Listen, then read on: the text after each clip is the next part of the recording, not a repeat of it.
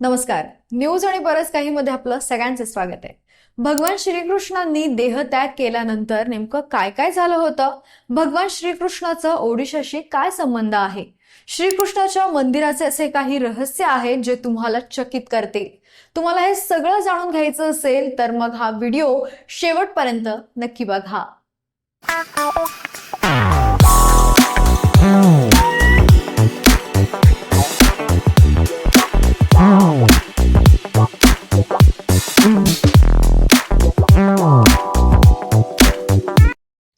भगवान श्रीकृष्णांनी देहत्याग केल्यानंतर जेव्हा त्यांचा अंत्यसंस्कार करण्यात आलं तेव्हा त्या अग्नीत सगळं जळून खाक झालं, पण त्यांचं हृदय हे तसंच राहिलं.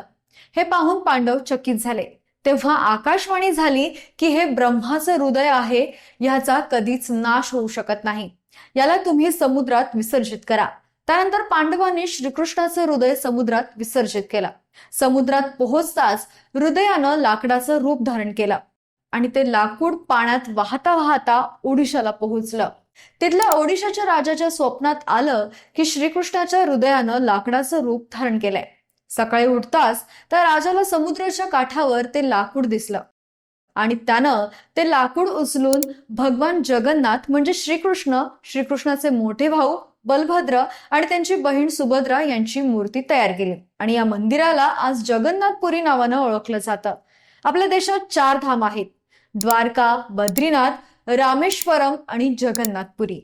आजही श्रीकृष्णाचं हृदय धडकतंय असं म्हटलं जातं. प्रत्येक 12 वर्षानंतर त्या मूर्त्या बदलल्या जातात.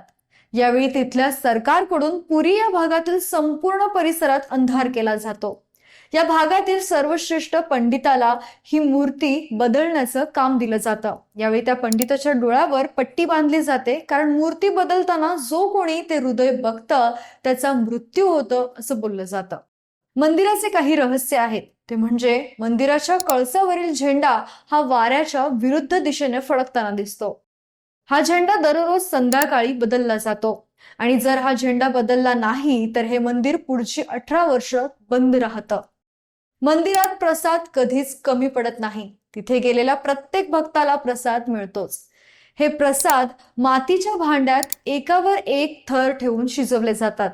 या सर्वात वरच्या भांड्यात सर्वात आधी अन्न शिजतं आणि मग हळूहळू खालच्या भांड्यातलं अन्न शिजतं आणि सर्वात खालच्या भांड्यात सर्वात शेवटी अन्न शिजतं. मंदिराच्या कळसावर सुदर्शन चक्र आहे, ज्याला कोणत्याही दिशेने पाहिलं तरी त्याचं तोंड आपल्याच बाजूला असल्याचं दिसतं. या मंदिराच्या कळसाची सावली आपल्याला कधीच पाहायला मिळणार नाही. मंदिराच्या बाजूला समुद्र आहे, पण मंदिरात एक पाऊल टाकता समुद्राच्या लाटांचा आवाज बंद होतो. तसेच आपण अनेक मंदिरं पाहिली असतील ज्या मंदिरावर पक्षी बसलेले दिसतात, पण या मंदिरावर तुम्हाला एकही पक्षी दिसणार नाही. आणि एवढंच काय तर मंदिरावरून कोणत्याही विमानाला जाण्यास मनाई करण्यात आली आहे. तर इतक्या रहस्यमय ठिकाणी भेट द्यायला तुम्हाला आवडेल का हे कमेंट बॉक्समध्ये नक्की कळवा. बाकी तुम्हाला हा व्हिडिओ कसा वाटला हेही कळवा. व्हिडिओला लाईक करा, शेअर करा आणि जर तुम्ही या चॅनलवर नवीन असाल तर चॅनलला सबस्क्राईब करायला विसरू नका. धन्यवाद.